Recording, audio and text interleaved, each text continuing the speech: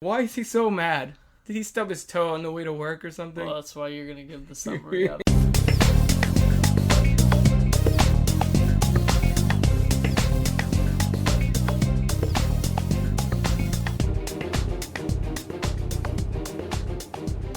Welcome to the Cricket Tale Podcast. This is Rob. This is Freddy. In this episode, we're going to be doing a little bit of catch-up with some Marvel stuff. Daredevil and Avengers Age of Ultron. Maybe you've heard of them. Followed by a review of Mad Max Fury Road. And then a larger discussion of the Age of Reboots. Speaking of Age of Ultron. Age of Ultron and then Age of Reboots. So. Age of Reboots. So pull up a chair and welcome to the table. So what's up? How's it going? Nothing much, Rob. I was asking Freddie right before we started. I'm like, so what movies have you been watching? He's like, I've been watching shows. I'm like, well, that doesn't help me for a movie podcast. Well, yeah, I've been watching a lot of shows and educational. Did you? How dare you try to learn? How dare you learn? You go to the movies not to think, just to see cool shit. Yeah. Basically. Oh, you don't watch any of the shows that I watch. I saw the last few episodes of Gotham. Did you see the season finale of that? No, so we can't talk about. That's the last thing. thing. And you don't watch Agents of S.H.I.E.L.D. Yeah, and I don't watch Glee. Yeah, well, that's over. So. Nobody watches Glee. Well, nobody watched Glee when it was on, technically. So technically, it was canceled 2 years ago. That's true. And they didn't tell anybody. They just like, officially whatever. Canceled it just recently. Yeah, so no, the last movie you saw, I guess, was Avengers. Yeah. Mad Max. I've just been looking at television shows, Game of Thrones, Walking Dead's on a break now, so documentaries so you're biding your time, and stuff like that. Yeah, counting down the days until Walking Dead starts up again. Yeah. I've finished Daredevil a while ago. I know. I finished it yesterday. No, I'm just kidding. Yeah. All right, so you want to go? Which one do you want to do first, Age? Daredevil first. Daredevil came right. out earlier. All right, so we're gonna talk about Daredevil. Yes. We started with the first 2 episodes of Daredevil. 2 podcasts ago. Yeah, episode 7, The Man Without Fear, aptly titled. Yeah, go listen to that for our thoughts on the first 2 episodes. Yeah, and if you recall, I thought we were gonna see Wilson Fisk on like 4 or 5 episodes in. Yeah. And turns out he came in the 3rd episode right after. We stopped. It was a really good introduction, too, because that was when you basically see him, like, the last scene or so of the 3rd one, almost, when he's looking at the painting in the art gallery. That was a great introduction to him. Because I'd seen that photo leaked online, or released, probably, not even leaked, it was released by Marvel, but I didn't realize that was, like, literally the first shot that you were going to get of Kingpin. Well, another thing that I loved was the significance behind should we do a spoiler warning, just in case? Oh, that's just a given. Yeah, it's a given. It's Spoilers for Daredevil and then Avengers Age of Ultron. I'm sure most of them already saw it. Okay. So, the background of Wilson Fisk, they go into that it's like 6 or something. 6 or 7, something like in the middle. Yeah. Like toward the middle of the season, and it goes into him as a child having to kill his father after he beats his mom. His dad beats his mom. His dad beats his mom, and he ends up killing his father with, what does he kill him with? Was it a hammer or something? A hammer. Yeah. Yeah. That was some really brutal violence in this show. And the whole time while he's hearing his mom getting beaten by his dad, he's watching the wall, which is what the portrait is basically just a wall. And just a white wall with little like gray. Yeah, it was marks like that. On it. It was like that eggshell tone. Yeah, exactly. So that's the significance behind that, and it kind of like he wears his father's cufflinks to remind himself that he's not a bad guy, and that but really he's just trying to like cage the beast inside. So he gets like this girl, I believe her name is Vanessa. Yeah, and she's right out of the comics. That's his wife. Yeah. Oh, everyone. I've read that everyone is out of the comics. Yeah, even like much. The one that makes his suits. African American guy. Yeah, the guy that makes his suits. Well, the African American guy that sells the gun to that. Oh yeah. I thought you meant Ben Urich for a second. Yeah, him too. He's out of the comic books. Yeah, as well. They dispatched him pretty early. I thought he was going to stick around for the next season. Yeah, but that's what the surprise. I mean, I saw that death coming. I was worried that would happen, but yeah, because I knew they wouldn't kill Kieran. Yeah, she's too interesting. Because she has already a past. And we didn't get to that. And here. We haven't gotten to that yet. Oh man. She already has stuff she's trying to hide. So it's really interesting how it's gonna play in later when Nelson finds out, Foggy. Well, we don't know exactly what her backstory is, at least this show's version of her backstory. I know in the comics there's different things, but... Well, they've been pretty true to the comics so far. Right. So I wouldn't be surprised if it's pretty identical to what the comics brings, except for Yurik. I don't know if he dies by the hands of Kingpin like that. No, that was really intense.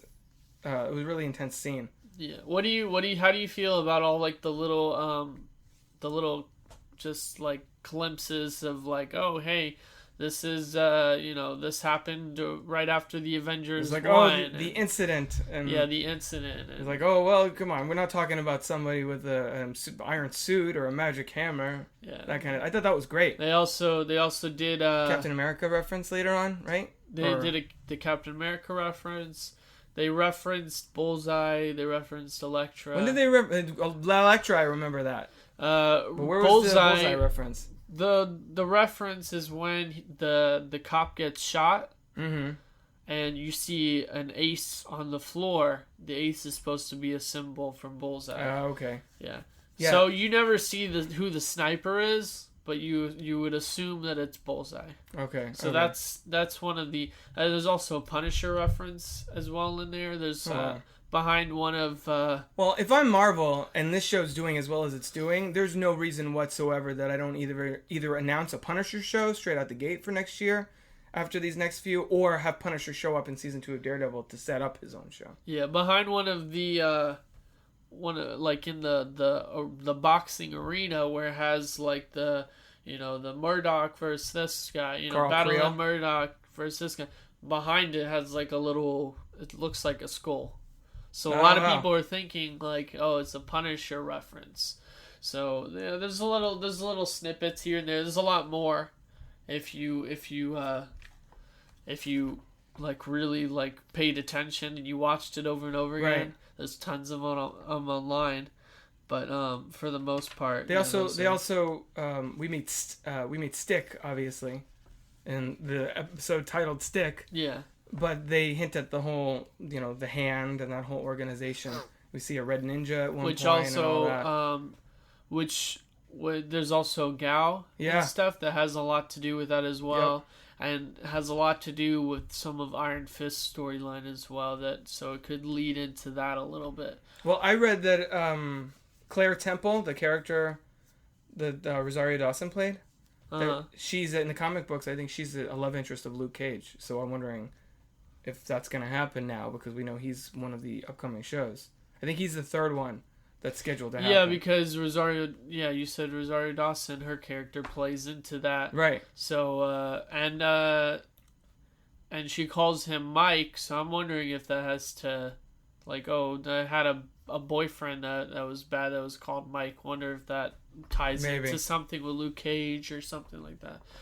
But the funny thing about Mike that I researched is that that's actually Matthew's middle name. Right.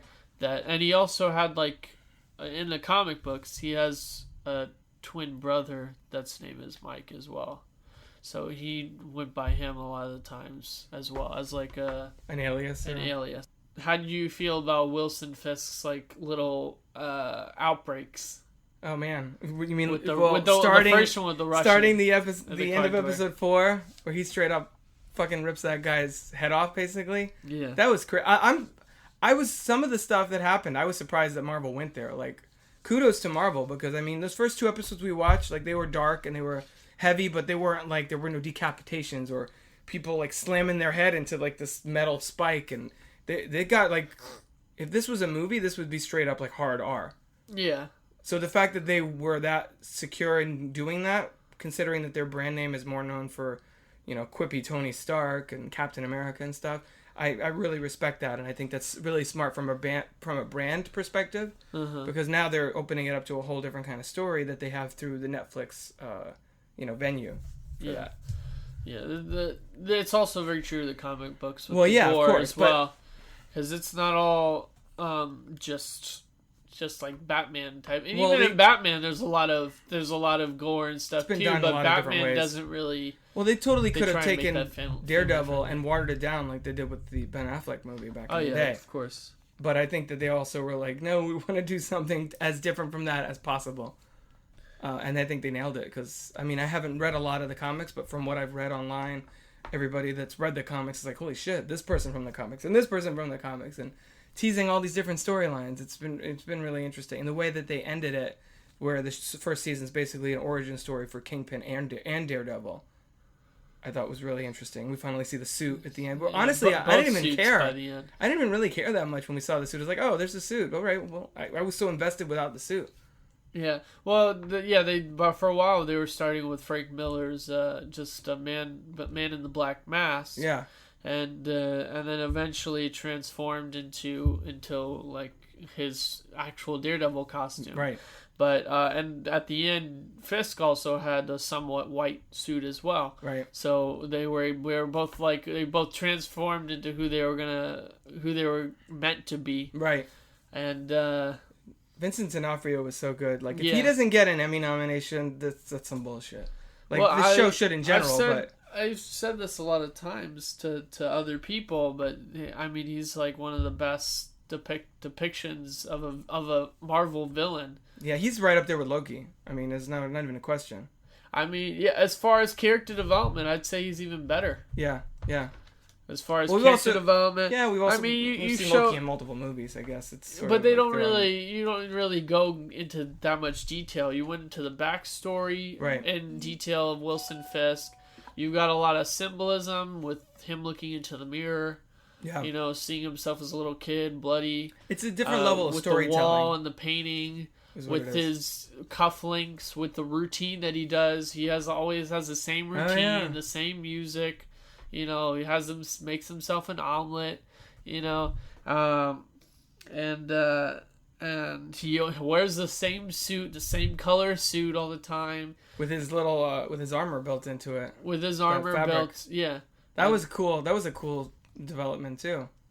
Staying behind the scenes, and then when it gets to the point where it turns out that he should be a public figure, he's like, fuck it, I'm gonna be someone that I'm not, and show a public image of myself, and because really he tries to stay to himself. He's very introvert, and he doesn't want to. Yeah, he's basically like a giant. He's just basically like a big teddy bear? Well, a big... I don't know about that. He's basically like a big... He acts like a big teddy bear. He's like a big kid in a way. Like, he never really grew up, and then when he gets pissed off... The 2 times he loses his shit are 1, when you embarrass him in front of the girl that he likes, and 2, when you like basically tell on him to his mother, sort of deal. Yeah. So he's like a little... He's like a giant, very powerful child, like, with his temper tantrums. Yeah, exactly. So yeah, we're super excited for season 2. I kind of want to go back and rewatch season 1 again. I want to just go to one of the scenes that I liked as well. I wrote it down here.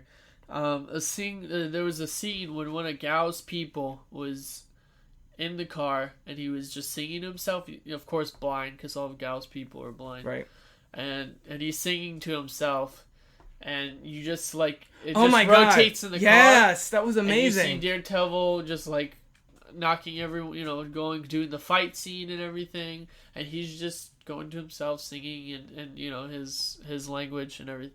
I thought that was really cool. There was some shit in here that was just so artfully done that I was just like, wow, nicely played. On all accounts, from the dialogue to the cinematography to But that was one of those. That was one of those sequences. Motifs and all that. That was one of the one you were talking about in the car. That was one of those sequences that jumped out to me as like, okay, now they're just fucking showing off. Yeah, like the part, like the hallway fight. Exactly. That's what it made me think of. This was another one of those standout sequences. Yeah, and they also, I think they were also trying to hint to maybe the Immortals as well with that little. Remember they had a package and it was a kid. Mm-hmm. A lot of people are speculating, saying it might be something from the Immortals or whatever that the Japanese were trying to bring in. Oh, okay. Nobu. And all that stuff. Yeah. So and the fight with Nobu was freaking crazy. That was awesome too. But anyways, yeah, we could talk about Daredevil all day. Yeah, we're gonna move on because this is kind of older news. It is, but it's awesome. So we we're wanted to let you guys know how much we loved it. We're gonna move on to Age of Ultron. Okay. What did you think of Age of Ultron? I thought it was good. I thought they had, again, spoilers. I thought they had way too much going on. And I think you see a little bit of the problem that we had with Amazing Spider-Man 2 and Spider-Man 3, and like where they're overstuffing it with so much stuff, because Joss Whedon probably wanted to do certain things with the storyline, and Marvel's like, well, you got to put this in there because Black Panther's coming, or you got to put this in there to sort of lead up to Thor Ragnarok, things like that. Like I felt like the scenes that detracted from the main story and that were the most obvious setup scenes for future movies were the ones where I started to like check out a little. Like, even though Andy Serkis was great as Ulysses Claw, I was sort of just like, what does this have to do really with anything? I mean, and they found a way to sort of tie it back to Ultron, and I'm sure a lot of this will pay off next year in Captain America: Civil War. But I mean, I liked it a lot, but I didn't like it as much as the first one, just because I felt like they compressed so much storyline into a little over 2 hours, and it just didn't have that freshness as the first movie. And a lot of the stuff with Ultron happened really fast. Like, we're 10 minutes in and Ultron is born, basically. That whole, like, and some of the stuff was a little, I always tell Kai, like, she has issues with science fiction a lot of the time, and I always tell her, it depends if it's grounded, like if they establish the world first and then build off of that. I feel like there were certain elements in this movie where it was just sort of like really supernatural, fantastical things happening without really any setup. Like with Vision, like all of a sudden Thor's coming in, like boom, and then there's a person, like a robot person talking around. Yeah. Vision was awesome, but I was just like, okay, wait, what the fuck? What is this doing here? He came like more than halfway through the yeah, it's film. Like almost right before the climax. And he's just like, oh, I was just an adaptation of Jarvis. He's like, I'm not Jarvis, I'm not Ultron, I'm different. Yeah. I am. And that's just supposed to explain But everything. He was awesome. I love the Vision, but it's almost like you could feel the Marvel execs being like, all right, hurry up, Thor, get over there. We got to get Vision in this movie. Yeah, exactly. So that was some of my issues with it. But that, and also the scene in the beginning with the two balls of light, Jarvis and Ultron having a conversation, and the fact that they were like artificial intelligence, like 2 seconds in, like you can't just jump right into that. The fact that they basically did a montage and of Banner and Stark developing Ultron, and then all of a sudden Ultron is like pretty much created. I felt like that happened way too fast. All they really needed to do was maybe put it in the script that they have been working on this for a while but haven't had a breakthrough yet. That would have like cleaned it up a little, so you wouldn't needed to have that montage. It's like, we understand that this is something that they've been developing on the back burner between movies, but they didn't really have that. It was just like, oh, we're working on this now, and it's just all of a sudden within a few days, I guess they threw Ultron together. I don't know. I mean, I didn't have as much of beef with that, with the whole Jarvis and Ultron talking and all that stuff.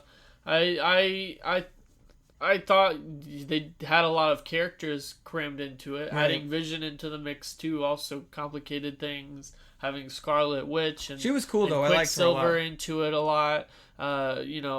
Aiding that, and then the whole thing with Ulysses Claw, and the whole thing with whatever the Asian woman's name was that created the Doctor Vision. Show or something. Yeah, it was just so much stuff. Plus Baron von Strucker, he was in it for like he got killed off pretty much like halfway through the film, just like he's dead.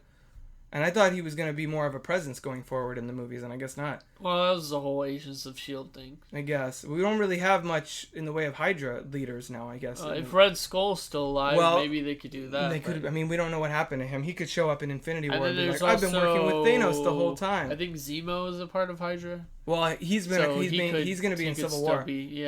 So, because I think he's one of the people that tries to get Captain America. Right. But the guy that was in Captain America, he's also still part of Hydra. So it's not like Hydra's... Oh, Crossbones? Yeah. That's not like Hydra's dead, but it's... simmering on the back burner while the whole Infinity Gauntlet thing is building up. Exactly. What about Thor and his like random little like bath that he had halfway through the movie? He's like, I need to go to this special pool so I can see stuff.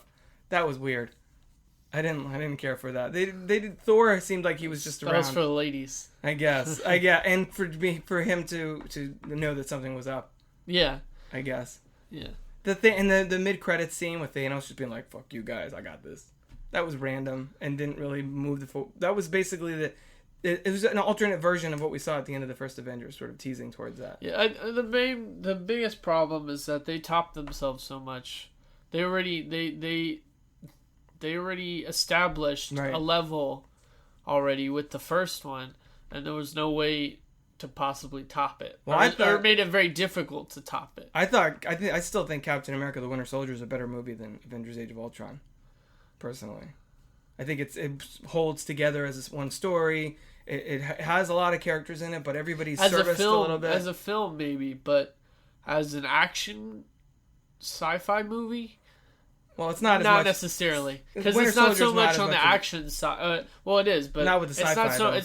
It's more on the story side, right? I mean, there's not as much action as Avengers, right? Well, yeah. Well, so as an action Marvel movie, it's not as good, but as a film, it is as good as far as plot wise. Which is what I sort of said in my review. I say something about how the solo movies should be more intimate, and they should be more like, this is Captain America's story. Let's see what happens with him. This is Iron Man's story. And the Avengers movies, the team up movies, shouldn't be. I mean, yeah, everybody should have a character arc, but it doesn't need to be as deep, because you're more doing these broad events that sort of shape the future for all of them. You know what I mean? Yeah. So that was something that I heard I've heard a lot as a criticism that I don't really 100% agree with. But I mean, it sound like we're shitting all over the movie. We both liked it. It's just, it didn't quite live up to our ridiculous expectations. But there was still a lot of great Joss Whedon moments in there. If they cut down on the characters, if they added more Ultron sequences, and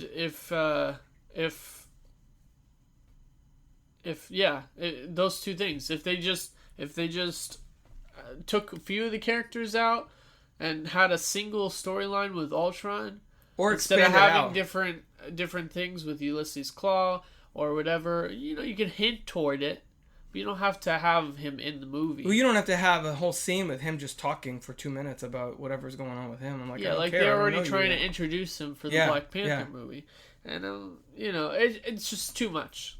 Although Andy Serkis was good, and I'm looking forward to seeing more of him. But I heard that there's supposed to be an extended version of the movie for DVD or in Blu-ray, because Joss Whedon had shot, I think, original cut was like 3 hours or something.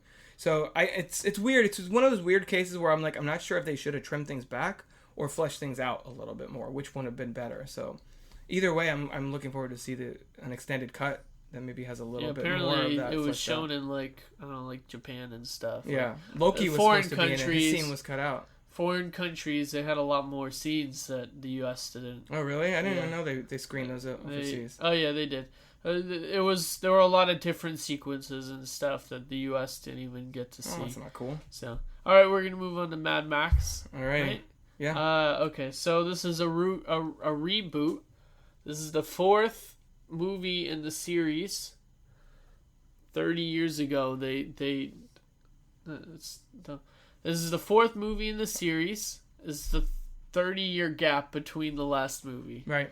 How do you think it would? How do you think it did? I've never seen any of the other movies, so it's hard for me to say in regards to that. But in regards as the singular movie, how do you think it did? Well, I have a confession to make. When I saw it, I was tired.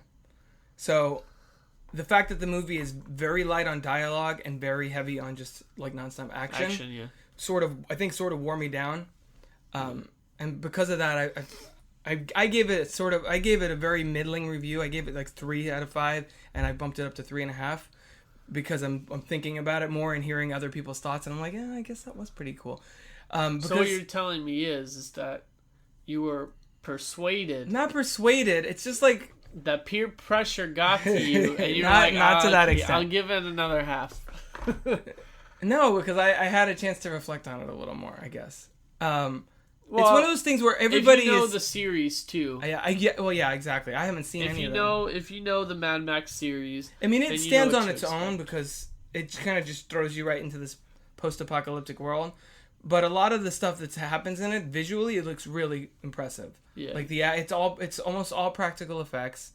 It's like real cars flipping over, real stunt people doing stuff, and everything is just I don't know if you've even seen the trailer. Have you seen it? I've seen the art direction and the character design. Everything is really insane. I mean, there's this guy who rides on the back of a truck like playing like a flame throwing guitar, double and, like, guitar, drumming and all that crazy. There's all kinds of crazy shit happening. There's like a demon on the hood of a car. Yeah, so I mean, there was a lot of impressive stuff. Yeah, obviously, visually, like amazing. About 80% of the movie was action. Yeah, basically, it was like a Fast and the Furious movie, pretty much. But much more innovative than those movies are. So it's like a first-rate Fast and the Furious movie. I mean, there's a lot of interesting stuff going on cinematography-wise and performance-wise. It's just, to me, I felt sort of disconnected from some of the characters because of the lack of dialogue. I guess because I'm a writer, I'm more of a word person, and there wasn't a lot of that happening. Yeah. And because I was tired when I saw it, anything that was subtle would have gone right over my head. Yeah, there was very few character development. There was only the only characters, I think it was like the Warlord. Right. Mad Max. Furiosa. Well, Furiosa was the best part of the whole movie. Yeah. And one of like the Mad Max's people or something, right? Oh, you're talking about Nux? Yeah, Nux. Yeah, he wasn't. He was part of basically what it is the only character development in the whole movie. And very rare. Basically, it centers on like a religious cult led by the bad guy that looks like Bane, Immortan Joe. Yeah. And Nux is one of his many followers.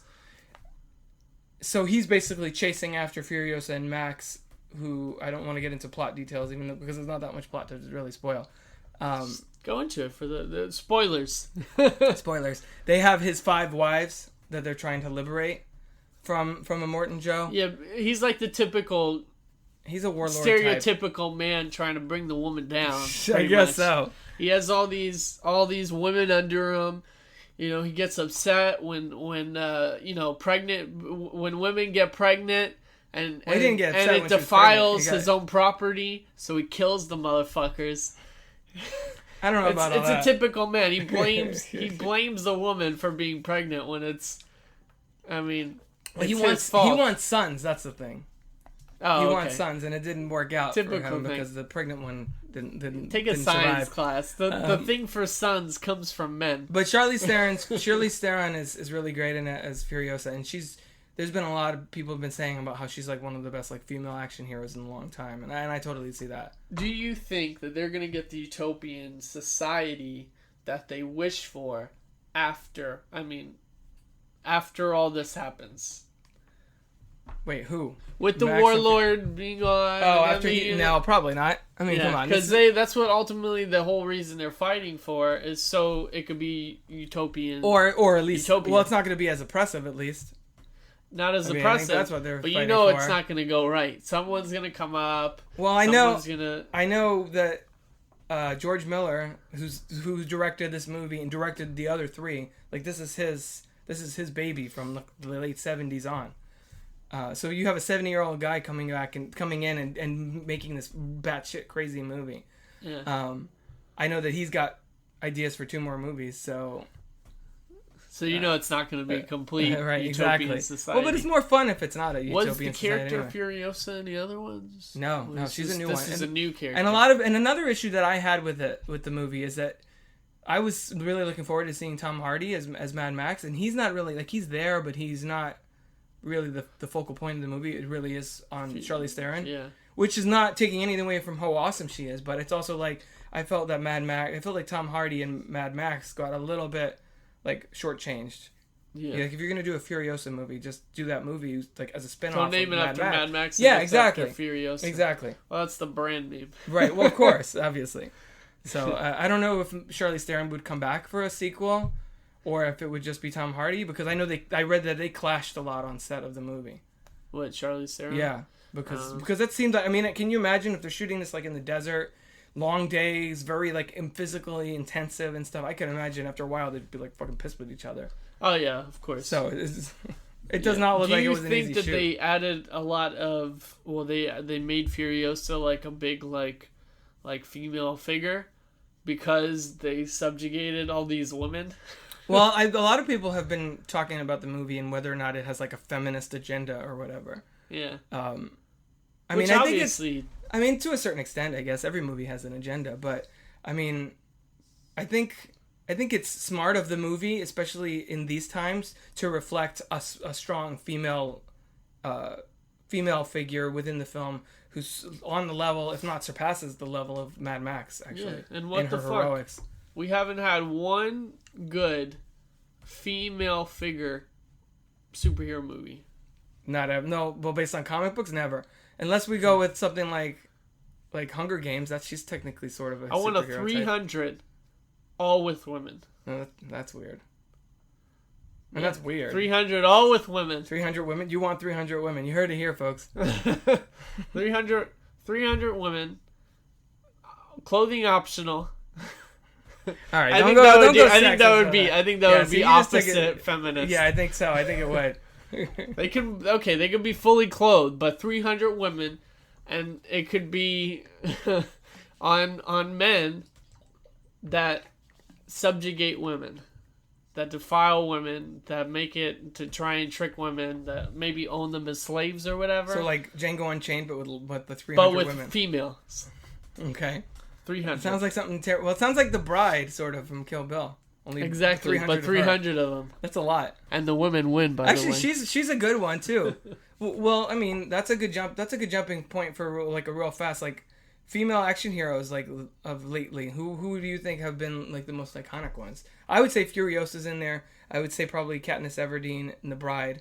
Those would be, like, my big ones that spring to mind, like, in the 2000s. Well, mainly, most of them came from books. Well, yeah. Well, one of them of the three that we just said. Well, no, Katniss is. You could go in the Divergent series. I don't know if I put her on the same level as any of these people, but it's because it's not as popular of a book series.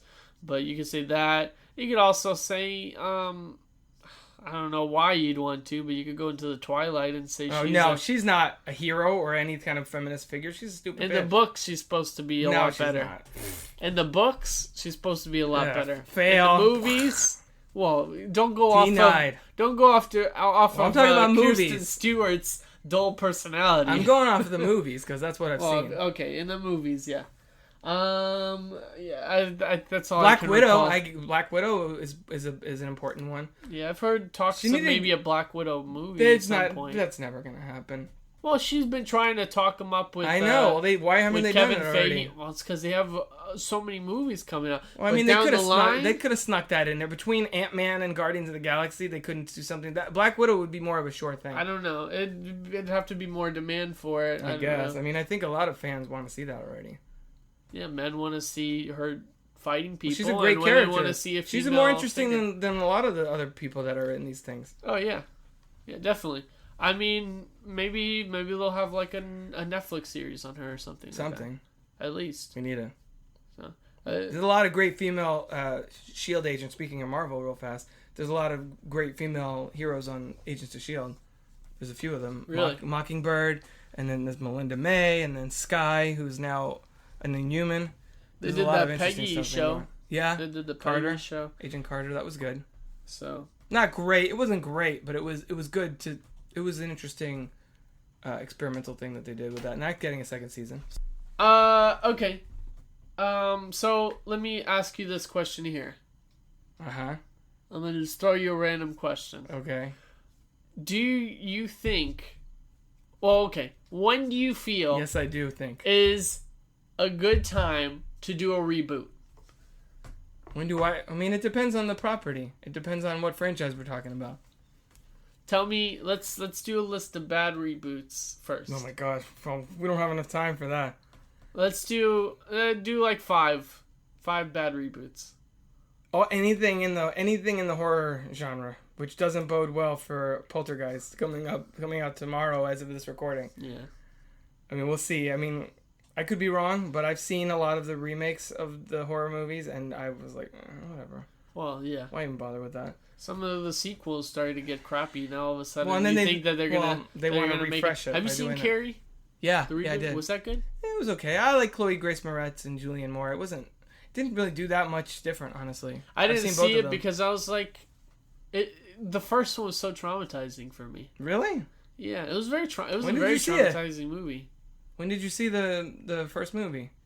a while ago. Oh, and well, it was very wonder. traumatizing. How young were you when you saw it? No. It wasn't like AI that it traumatized me. That was, I was young when that came out. I saw it after, but I saw it, I don't know, like a year ago. Oh, okay. Or something. So around the same time as the remake came out, it sounded like... Maybe 2 years ago. Well, because it was before the remake. Plus, if we're talking about reboot, there's a difference to me between a reboot and a remake. A remake means this stuff happened in this other movie. We're just going to redo it with the same stuff. We're going to tell that exact same story just remake. Over again. That, in my mind, that's a remake.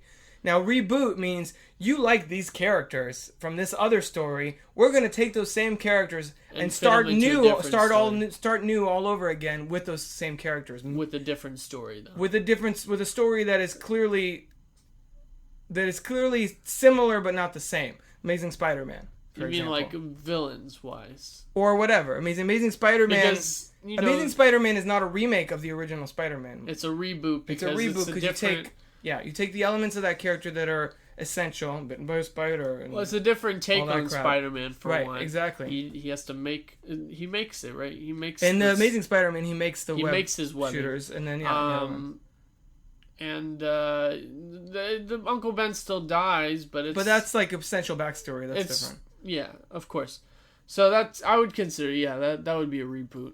Or the Batman Casino Royale. Well, we'll go into the bad ones. That's a good one. That's a good one. We have a few good ones actually that we thought of. All right, bad. I think the thing with bad ones, there's just so many. Well, I said horror, so that covers a lot. I think there's so many bad ones that it's hard. I'm trying to think of to pinpoint a bad one. You know how I feel about Teenage Mutant Ninja Turtles. I defended it a little bit, even though it's not great. It's terrible. It's not great. Needless to say, it's terrible. Well, some people feel that way about Amazing Spider-Man, but I think those are more mediocre. The sequel is terrible. I think those are more mediocre than terrible. Like I'm talking about like crap. Yeah. And even the second one, which I rewatched. Ninja Turtles. I guess. It's crap going on mediocre. I guess. All right. It has its moments, but as far as acting goes, Megan Fox. Credibility of storyline. True to the characters. No, the turtles. The turtles. I didn't mean the turtles. The turtles. No, the turtles were actually really good. Yeah. Like we just need more of them and less of maybe Megan Fox. Exactly. I don't want to see. I don't care what kind of sex Megan Fox and Michael Bay. Whoever, I guess. I think there's like 2 or 3. Whoever is, I don't care what kind of sex she's having with the director. I don't want her to be the main focal point of the movie. I didn't come to see. It's not the April show. It's Teenage Mutant Ninja April. Well, yeah, she might as well. Might as well have been called that. Did you hear that they've been confirmed Bebop and Rocksteady for the sequel? Yeah, you told me that. I did say that. I think you did. Yeah, and then there are rumors about Krang, so we'll see if that happens. Oh, that'd be cool. That would be awesome. I'm excited about that. When are they going to do Darkwing Duck? Oh, like a reboot of Darkwing Duck? Yeah. Like live action? I don't know if I want to see that. I don't know. I feel like that would be terrible. You could bring him into the Marvel Universe. Disney owns Darkwing Garfield. Duck. Put him in there with Howard the Duck. They've done Garfield. They've done Chipmunks. What else have they done? Those are reboots. The Chipmunks, I guess. They've done Paddington now. Yeah, they did. That was very cute. They're going to do Charlie Brown. Smurfs. Might as well do. It's just a matter of time before they get to some of that, I guess. Yeah. I think it would be cute. Well, I'll watch anything with Darkwing Duck. Actually, no. They would screw it up. No, I would take Darkwing Duck as more like a TMNT. You know how TMNT is, where it's all CGI or CG. Yeah. Yeah. That's how I would take Darkwing Duck. Because the thing is that there's no focus. There's no on human. There are no humans at all, actually, in that universe. They're all ducks mostly. Yeah. Well, yeah. There's ducks. There's a rat. There's There's a bull, Taurus bulba, and like a walrus. They're all animals. They're all animals. So it would be more fitting to make it. And the funny thing is that they could take things from real life and put it in animals in Darkwing Duck if they wanted to. That would be like a little funny, like a billboard or something of like some political campaign or some. It could be an elephant versus a donkey. Yeah, exactly. This is some stupid stuff. Well, because like those are the parties, Republican. It would be cute to like reboot it or reboot. Yeah, reboot it. That would be a reboot. Yeah. Yeah. Like they're rebooting DuckTales, so there you go. Boom. Darkwing Duck was a spin-off of DuckTales anyway. Yeah, exactly. Technically, so. So yeah, I think they should do it. I think they should do it next. All right. All right. Bad ones. Let's just go into the good ones. Okay, good ones. Casino Royale, James Bond, Christopher Nolan's Batman. Batman, yes. Definitely. Would you say Superman? Man of Steel? Man of Steel. Depends who you ask. I like it a lot. I think it was probably one of the best. It's one of the best Superman movies we've had. And we've talked about this before. He's probably one of the hardest high profile superheroes to get right on screen. Yeah. As far Thor is another one that's hard to get right. I don't know if that off too. I don't know if it's as good as the original first one, right. Superman the movie, but it's the best thing we've had since it. Right? Yeah, exactly. It definitely beats the second one. The second one don't even go about the third and fourth one. And Returns those are all crap. But I do like Brandon Routh, and I like that he's been sort of brought back into the DC family now. Yeah, I don't mind him. It's just the script was terrible. Yeah. The script was terrible. Kevin Spacey was good, and everyone. Kate Bosworth was terrible on this list. Oh yeah, I've never really liked her. Yeah, but I mean, we're just being honest. Pretty much. It's the script was just. Yeah, they didn't have a lot to work with. I don't know why he went just going on a on a little tangent here. We're all about that. I don't know why he left X-Men for that. But he came back, so it worked out. He came back he's going to come back for Apocalypse? Yeah. Oh yeah, they're shooting already, I think. But there wouldn't be no Apocalypse if it wasn't for a terrible X-Men The Last Stand. That was the real Apocalypse for the X-Men franchise. Oh my god. Yes. So because that's the whole reboot and of then the whole series. It's funny that you talk about X-Men because we're talking about reboots and remakes and sequels and that kind of thing. X-Men First Class is sort of like the reboot / sequel type. It's sort of a reboot, but it's not. But it's a prequel too. It kind of rides that line a little bit. Yeah. Which then became even blurrier with Days of Future Past. But as far as good ones, I'd say The Mask of Zorro is another really great one. From back in the day, not the sequel. That was terrible. You mentioned one earlier. Did you want to say it, or do you want me to? Nah, you go. Planet of the Apes. Planet of the Apes. That was a great reboot. We all know how much I love Dawn of the Planet of the Apes, especially. Dude, I would go and say that's my favorite series of movies so far. Of the ones all in general? All time. Oh, see, I don't know about that. Just those. It's only those two Take movies. Any series. Give me a few series right now. Let's see. You know which ones. I'm going right off the bat. You know my favorite series. I'm all about Batman. I'm all about Star Wars. I'm all about. Oh, come on. You don't. You take the Dark Knight single. Yeah, but Batman Begins to me is like Dark Knight is 5 out of 5. You take Batman Begins is like 4.5 out of 5 for me. All right, and then it's in Dark my Knight top Rises. 5. Dark Knight Rises. It's in my top 5. Dark Knight Rises is on the bottom. Possibly of that. 3. About 3. I wouldn't say. I don't know. I might not even say Star Wars in there. You don't even like Star Wars as much. I do as me. like. Well, not as much as you. Yeah. No. It's true. But Star Wars. It's just there's so many good series though. Yeah.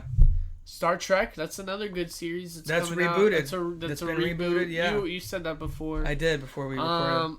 And 21 Jump Street's 21 a great Jump one. Street. It's interesting. I think for a reboot to work, you have to have it's tricky because you have to have the essence of what made that property, really, or the property, that character or characters or world, whatever. Mm-hmm. What made that really click with people initially, but do something different enough with it that it feels fresh. Like the Planet of the Apes movies, those were done to death back in the 70s and 80s because they had like 5 of those movies, a TV show, an animated show, and all that. But when they did the new one, Rise of the Planet of the Apes, they basically took what is a really over the top sci-fi concept and they boiled it down to its bare essence. So like, well, how would that have started? What would lead the apes to taking over the planet? Yeah. You know, They went and into are more they of the justified in their instead of it pursuit just of that? Instead of just being like, well, I'm here. I came from space. Yeah. Everything's fucked up. Yeah, I don't know what the fuck's going on right now. I'm in another world. I'm in another world. Right. Well, yeah. Air quotes. Yeah, I like the way they took. That's one of the reasons why it's one of my favorite stories is that they created their own. They added their own thing to the entire series. Actually, I think we just hit on it. What you need for a successful reboot is reboot. Or you can reboot and go out on the water, and it's a pretty day. And a successful reboot is to deconstruct, essentially have it serve as a deconstruction of that property. So like that's what Planet of the Apes is about, essentially. So how do you strip all that crap away and decades of history? What is the story there that really needs to be told to start anew? Well, yeah, you got to give a fresh start on right. it. Otherwise, it like you said, it turns into a remake. Right. And you don't want to tell the exact same thing over and over of what people have already seen dozens of times. Unless you're Terminator, at which point you're just like, we're gonna go back and just do the whole thing, only different.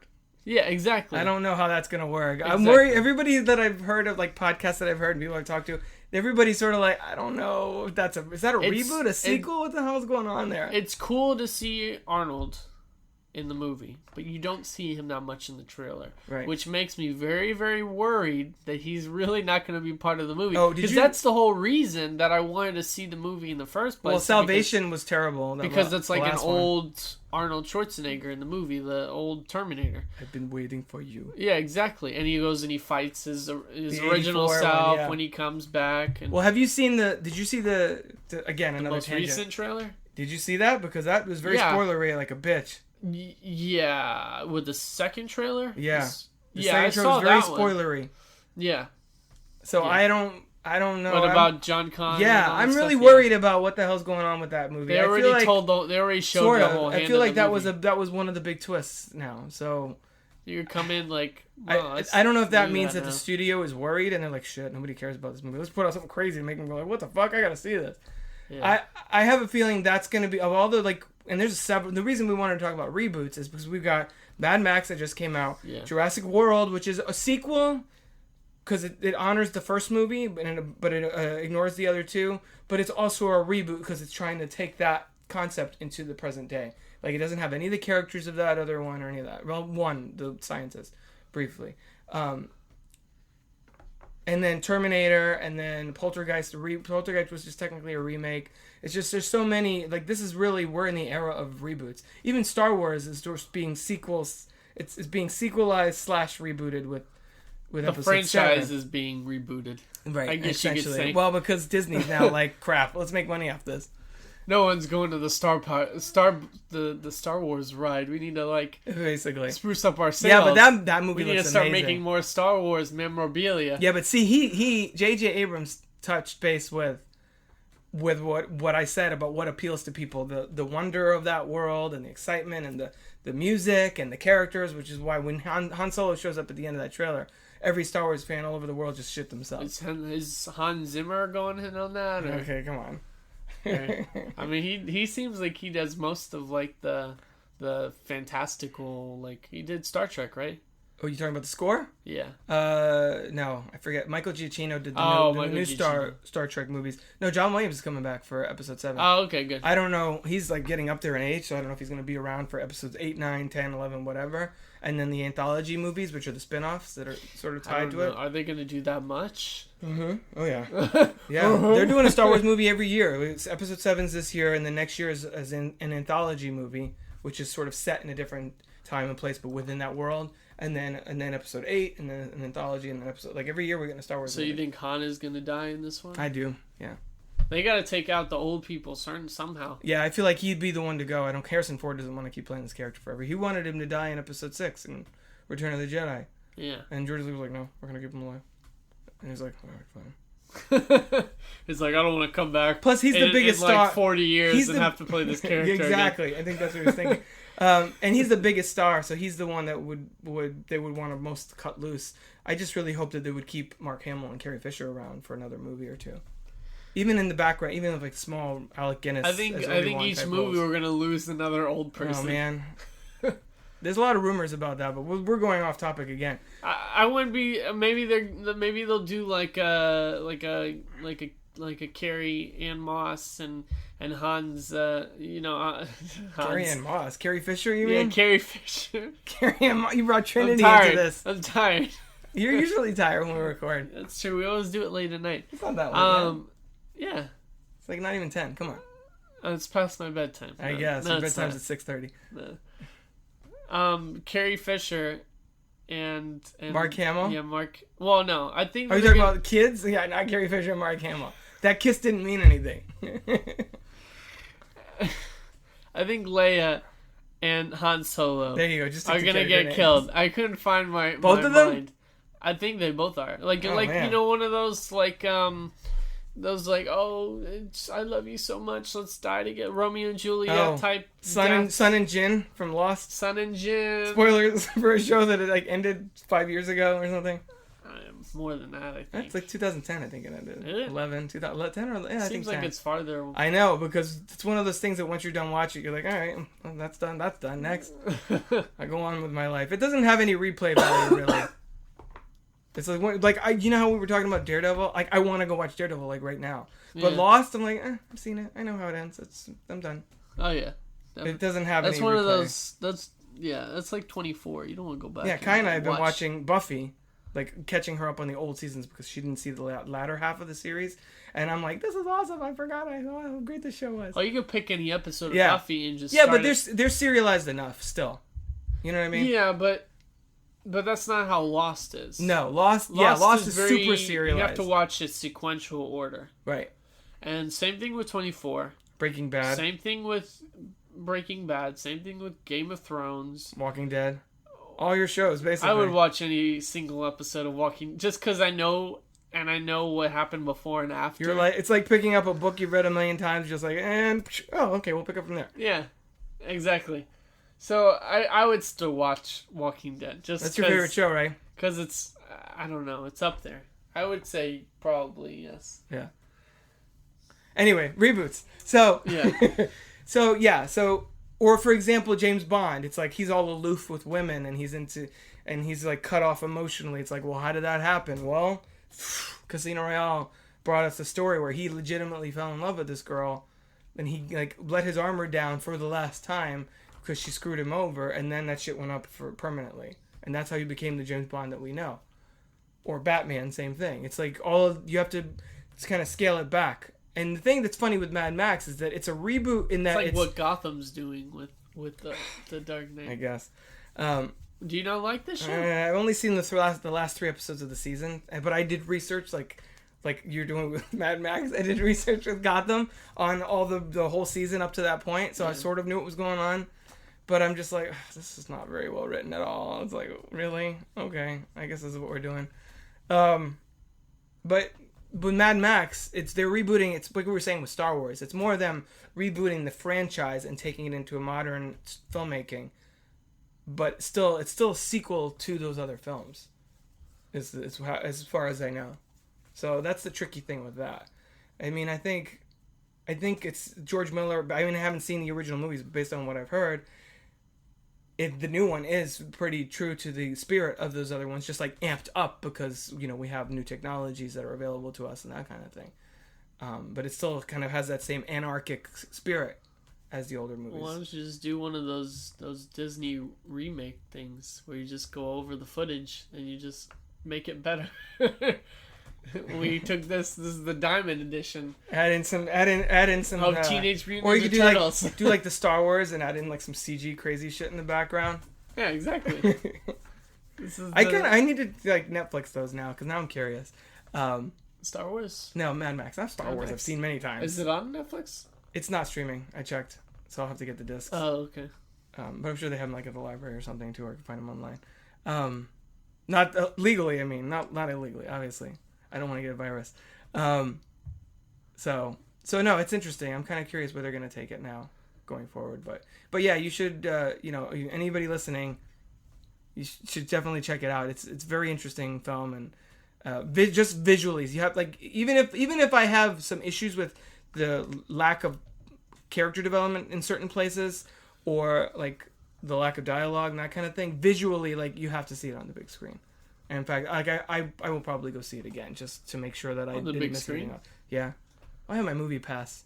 Yeah, movie pass. Totally. If anybody is interested in that, it's totally. They're not a sponsor for the podcast or anything. I wish, but $30 a month, and you can go see a movie every day. It's just You see a movie per day.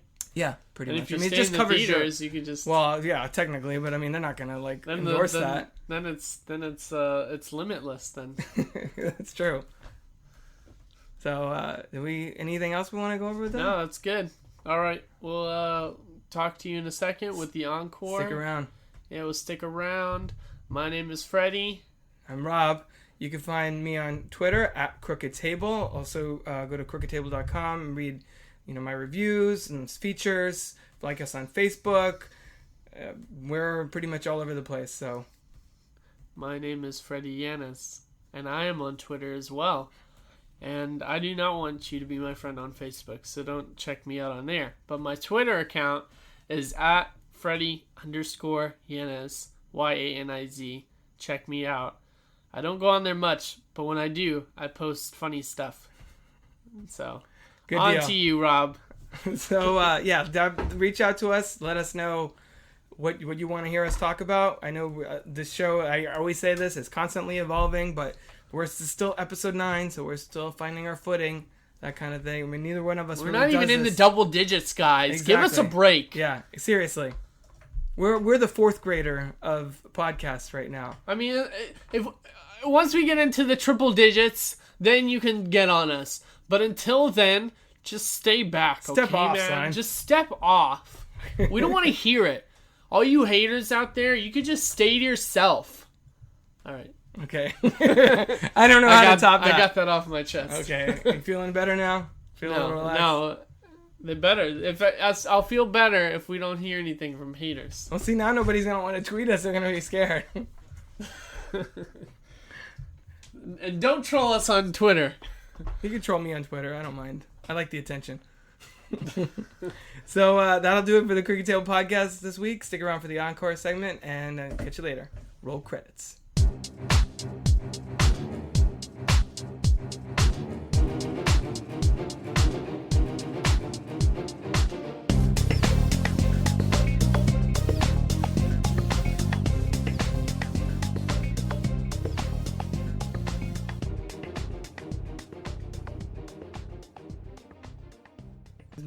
All right, and welcome back to the Crooked Table podcast. My name is Freddy. I'm Rob! And we're going to go into our encore segment, final round. What are we, in the 1940s? Oh, you see, there's a whole bunch of dames over here, and we want to get all our kickle juice real fast. I'm doing that Family Guy. Okay. Those guys, I like those. All right, what do you do for your encore?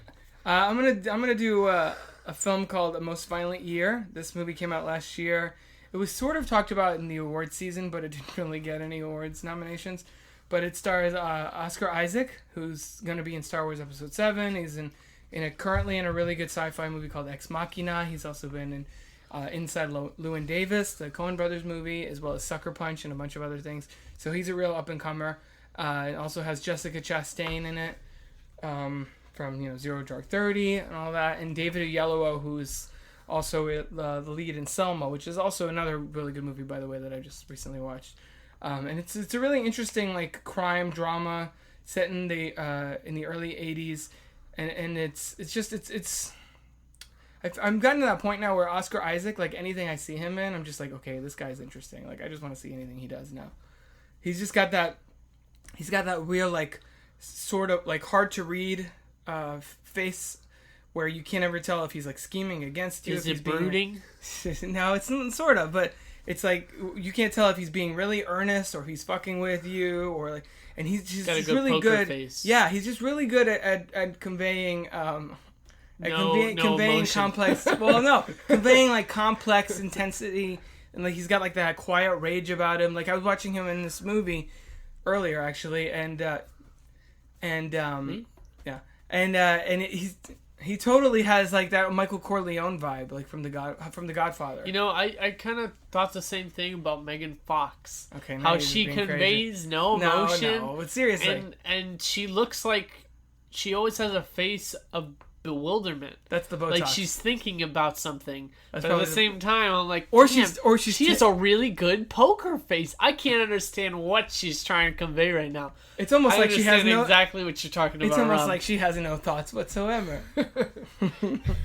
Just an utter look of like. No, but he has a total like Michael Corleone face, where it's like he's very calm and composed, but you have that sense that any second he could lose his fucking mind and like cut your throat. It's like Dom from Fast and the Furious.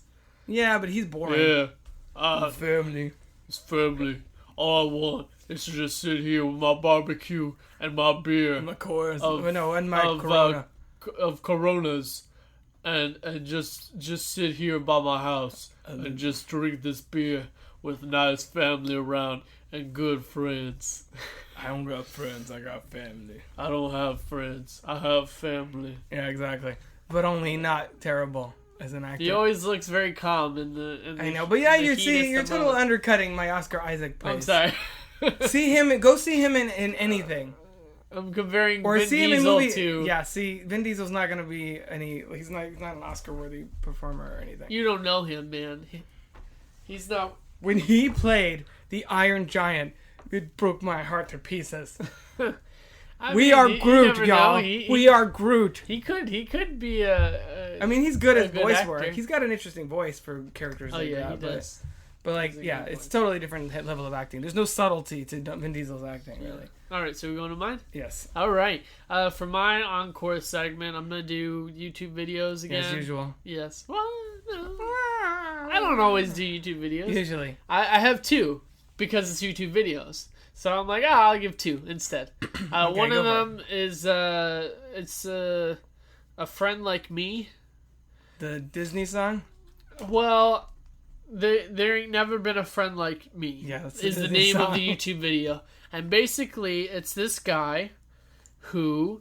riding on a magic carpet with a princess. It sounds familiar. No. He does Robin Williams impersonations. Oh, hey, there you go. But he goes through pretty much his whole entire career. Okay. And doing the different impersonations. He does like similar facial... He looks a lot like him. Hello! I'm trying to get him for you so you can see it. Yeah, we don't want to put an audio on air. No. Cause show me after we get off the podcast. But yeah, I'll show you just like that's what he looks like.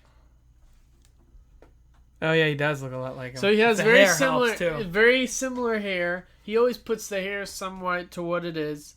He has a very good impersonation of Robin Williams, and he has very similar facial structure. Yeah, he does. To him. Damn. So, his name's Jamie Costa. Is that the channel? Is the channel just his name? Yeah, just his name, Jamie Costa. How did you come across this? I don't know. I watch YouTube videos. Yeah, I just watch YouTube videos and I come across it. So that's one of them. And then another one is it's called Pure Imagination. Willy Wonka? And it features the Muppets.